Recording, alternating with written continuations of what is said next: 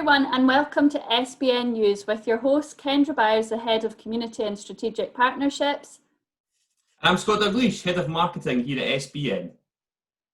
SBN News is our new show giving you a weekly digest of all things SBN, what our members have been up to, and we share news, events and announcements, and we'll be introducing you to business leaders in our community. This is our 4th episode and we've had some great guests so far sharing their stories with you. You can catch up with the SBN News via our Scottish Business Network YouTube channel. If you would like to join us one week, get in touch. Scott, I think we'll have some eager listeners after dropping a hint last week that this week's guest will be talking about whiskey and chocolate. But let's keep them waiting. Why don't you give them a little roundup of what we've been up to this week? Yeah, I'm quite looking forward to this week's episode. But yeah, as I say before we start, we'll do a quick roundup of what's been happening around SBN. We've had our hands full a bit this week, as you might well have seen in the press, because we officially launched Net Zero Scotland. This is a community, which James discussed on last week's episode, where our priority is to enable Scottish businesses to be as possible as they can to be able to fully engage in pledging towards net zero. The community provides practical starting points, access to guidelines and documents, as well as podcasts and events with experts. It's a free community to join for every business in Scotland. You can find all the details at netzerocommunity.scot. There'll be a link for that in the description of this video. But it wasn't just us in the news, we saw some other members popping up there. The Scottish Bee Company had some really exciting news with their honey. They have a new project in business in Japan and Singapore, which is going very well, and you'd keep your eye on that. Also taste it if you can. It's delicious fresh honey. Ian Houston's new opinion piece, A Letter from America, was published in the Herald. We heard from Ian last week about the upcoming and ongoing election. Heriot-Watt University announced the start date for their new apprentice programmes, which is a key element in helping boost Scotland's economy. And of course, we had several members over the last few days paying tribute in their own special way to Sean Connery, who sadly passed away last week. We also have some exciting events from ourselves and the members, with one in particular catching our eye. But before we get on to that, we have some special guests to hear from. Yeah, we're welcoming Chocolatier Ian Burnett. Hi there, Kendra. Hello Ian, delighted to have you join us. So first off, can you tell us a little bit about yourself and the Highland Chocolatier? Yeah, absolutely. It's a really terrible job, as you can imagine, to work your way through a lot of different chocolate. No, I'm a ganache or a truffle specialist. That's where you mix fresh cream or fruit with chocolate. And I've been about 15 years now. The Velvet Truffles have received over 40 awards, twice the best truffle in the world. And it's really about using pure ingredients, not with glucose and sorbitol and things, but just pure fresh cream from a particular herd of cows, and a very special cocoa. But also the way we make it, we make it in a natural way. It takes about 2 or 3 days to make the chocolates, but you end up with something that I supply to Michelin chefs, mostly around the UK. We do a little bit of export around the world as well. But that's in a nutshell what I do. It's mainly ganaches and truffles. And where are you based if some of our audience would like to visit you? Oh, it's a gorgeous wee place. So we place in Grand Tully or Grantley, out between Pitlochry and Aberfeldy, about an hour and a half north of Edinburgh, Glasgow. But it's a beautiful area, and it's got some great apiaries, great fruit farms, and obviously some of Europe's best dairy. So it's exactly what a truffle specialist needs. Amazing. So how have you found doing business globally during lockdown? Have you introduced any new service offerings? Do you know, it obviously it's been really tough overnight. All the Michelin chefs, went down, all the hotels shut and so on. So that was really hard. But, there's always been this wee tiny percentage of what I've been doing, which has been an online sales. And it absolutely took off. And what was interesting, it wasn't just, it was obviously very heartrending seeing the messages that people were trying to share with other people who are isolated. But I just introduced these chocolate tasting flights with an audio guide. So do them in different languages and so on, but you basically get sent, it's like getting sent a box of chocolates. Oh, award-winning, how nice. But you then get a wee audio guide and a tasting mat, and you lay them out and you kind of do them at home. And people were getting these boxes, sending them to their friends, and then doing a Zoom call and tasting and listening to the guide at the same time. You get to kind of guess what the flavors are. It's a bit of fun, but also you get to learn something about why that texture, how did it get made, and so on. And people just loved it, really. I mean, really loved it. We've been sending these all over the world, so it's been really nice for people to have that kind of an experience you can do at home while you're isolated or you can't be with someone. It's been really lovely to be able to do that. So that's, thank God, really kept us alive, kept us going. Well, that sounds amazing, and definitely makes a nice, unique gift, like you said, and a different way to celebrate a special occasion. And that's what lots of us are looking for at the moment as we are still in lockdown. Well, thank you very much, Ian. It was a delight to have you. I'm sure we'll be hearing from you soon. Yeah, indeed. Thank you very much. Thank you. Cheers. Scott, would you like to introduce our next guest? Yeah, I'm delighted to welcome Charles McLean from Whiskey Max. Now then, can you hear me? Perfect, loud and clear. How are you? I'm fine, Scott. Very good to be here. Thank you very much, and hello, everybody. Well, thank you for joining us. So just before we start, I wondered if you could tell us a little bit about yourself and how you found a love for whiskey. I drink for a living. Well, that's what my friends say. I write about whiskey. I've been writing about whiskey for 40 years now, and have published last count 18 books on the subject. Wow. How many ways are there to skin a cat? But no, I started writing, really commercial writing, in 1981. I wrote my first job, which actually was for Bell's in 81. And then during the 80s, I was writing books on the side, broadly speaking, Scottish non-fiction, clans, castles, words for cash, really. And come 88, I didn't have a book on the back burner, but by that time had done a lot of work for a number of whiskey brands and companies, and had become very, very interested in the subject. I'd always been, I mean, my first degree was in history, and so I've always been very interested in history, particularly Scottish history.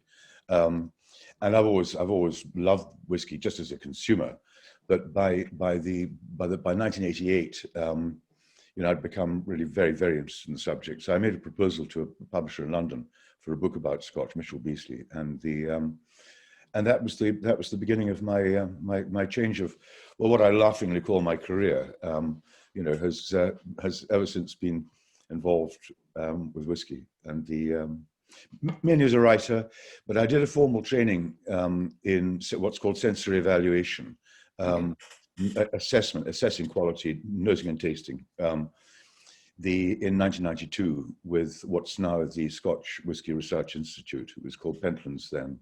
And so a lot of my work, I mean, I'm looking at 35 samples, which I have to judge for the Scottish Whisky Awards. Actually, I have already judged them, but they come like this, you see, they're sample Oh, yeah. all blind, so I don't know what they are. And I have to evaluate them and mark them and so on. That's a big part of my job, is now doing this sensory evaluation of quality, if you like, assessment, writing tasting notes. So not only giving tastings and talking about tastings, you get to do your own tastings. It just happens to be judging as well. On the tastings, you've got quite an interesting tool that people can use when tasting. Can you tell us a little bit about the whiskey wheel? The whiskey wheel, well, this device was created, the first whiskey wheel, I think really the first whiskey wheel for anything, whether it's chocolate or coffee or wine even, was developed for whiskey for the whiskey trade by Pentlands Scotch Whisky Research, which is now the Scotch Whisky Research Institute. I wonder if I've got a picture of it, but it's designed like a wheel, and you have the hub of the wheel, which has and I kind of refined it more for the consumer, but because the SWRI's flavor wheel is really more for the trade, and the Pentlands was tasked with coming up with a common language with which to describe aroma, particularly aroma. Taste is much simpler to understand, and I'm looking forward to talking to Ian about this, because you've got 5 primary tastes: sweet, sour, salty, bitter, and umami, which is broadly speaking savory. But in terms of aroma, nobody has yet been able to. It's much debated. There may be 30 different cardinal aromatic groups. And if you add all the combinations, so I mean, my wheel has, and in common with most of these wheels, cereal, floral, fruity, peaty, woody, winey, and then I've got one segment which is really off notes, which you shouldn't find in bottled product. But and so you read the hub, but when you, I haven't got I'm not yet drinking whiskey, but you nose, and you think, what am I smelling? And then you try and, am I smelling anything remotely cereal-like, which might be from Rice Krispies to hen's mash, you know, through porridge, through anything bread-like, you know. Am I smelling anything which I might describe as being floral? Am I finding fruity notes in the aroma? Fruity could be fresh fruit, it could be tinned fruit, it could be cooked fruit, it could be citric fruit, and so on. So you gradually, it's a tool that allows you to tick off and sort of focus on what it is you're smelling. It's very difficult to describe aromas, but that it's a useful tool. Peaty, for example, breaks down into smoky and medicinal, and I also add maritime notes, which they shouldn't really be under that heading, but you know what I mean. So it's a useful tool, I think. I suppose I've never thought about the different amount of aromas you could sense in comparison to the different amounts of taste. It's quite interesting. So you mentioned pairing things with chocolate. When I worked in a bar, people would often pair whiskey with a pint of lager. So if you could just maybe give a little bit of sight as to why chocolate and whiskey go well together. Chocolate and whiskey go remarkably well together. It's become more, there are more pairing whiskey with food now than ever before. I'm not a great fan of pairing whiskey with meat and two veg, with little snacky things like chocolate, like fruitcake, like cheese, certain sorts of cheese. Some seafood, oysters, for example, go very well, and with certain, particularly malt whiskies. Although, funny enough, I'm about to embark on a book about blended Scotch whisky, which will include a section. I'm not going to write this section, by the way, but which is to do with pairing with blended Scotch. But I think that and again, I'll be most interested to hear what Ian says about this, but it's to do with compare and contrast. You know, the one enhances the other, brings out hitherto unnoticed flavors in the other, whether it's the chocolate influencing the whiskey or the whiskey influencing the chocolate, the two sort of comparing and contrasting.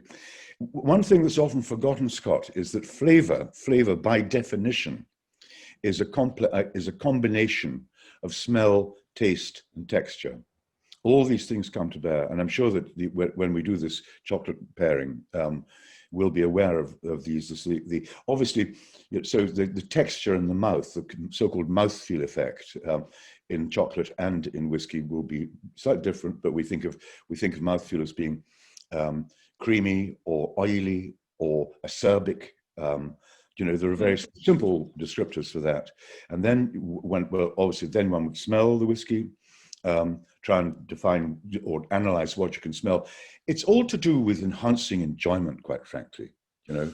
And then you taste, and then you think, what am I tasting? What part of my tongue is being stimulated? You know, sweetness tends to be picked up towards the front of the tongue.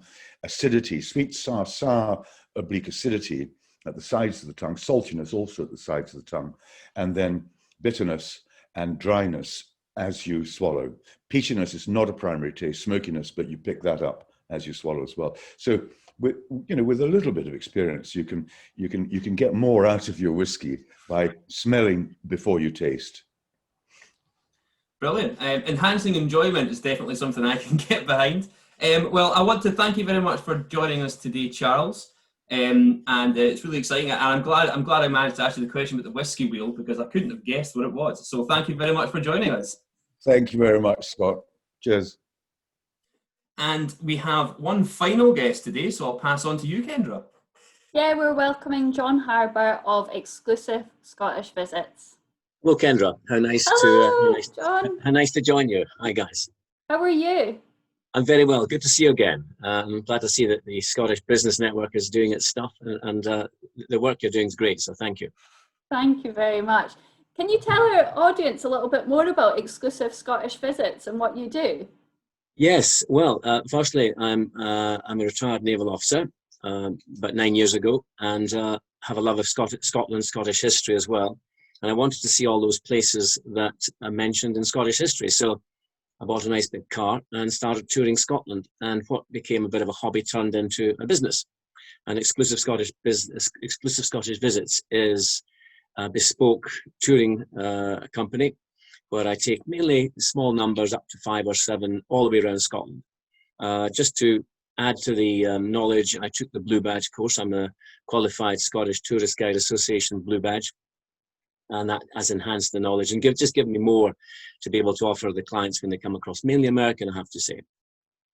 Yes, and Exclusive Scottish Visits now, as you can imagine, it's pretty quiet on the touring front. But as a retired naval logistician, I've brought my organizational talents to the fore, and I started doing podcasts initially, which have been working very well indeed, and I'm getting quite a lot of hits, which surprised me. People want to listen to about Scotland, and mainly once again from America. The podcasts move on to interviewing specific individuals around the country, and it was from that I met both Charlie and Ian. In fact, Charlie and I have worked together before on board the Hebridean Princess, but I was absolutely delighted when Ian accepted my invitation to do a video and also an audio recording. And I actually had the sheer delight as a chocoholic of going up to Grantully and sitting down and Ian giving me a personal tasting. So when I found out that Charles and Ian were friends, there was only one thing to do, and that was to try and bring them together and share the love, share the passion with everybody else out there. Yes, so you're doing a collaborative event with Ian and Charles, which we're delighted to hear. Can you share a little bit more details with us? Yeah, I mean, you're excited. I'm excited. No, it's great having both worked with Charles and now Ian as well. I get a great buzz from working with the true professionals, and I can say that both Charles and Ian are the best in their field, if not the best in the world. And of course, Ian's dark chocolate truffle has won the best chocolate in the world, which is quite extraordinary. The event is actually on Friday, the 4th of December, between 6:30, and we've said between 6:30 and 8:30. It's a couple of hours, but that's really to give them the chance to tell you all about their product, and then to share notes, but also to give give an opportunity for questions. And it'll be a live event. The audience will be with us. And what's happened is I know that you're going to be publicizing this event anyway. People can click on the event, buy the ticket, and with that ticket, they get obviously a live performance with Ian and Charlie.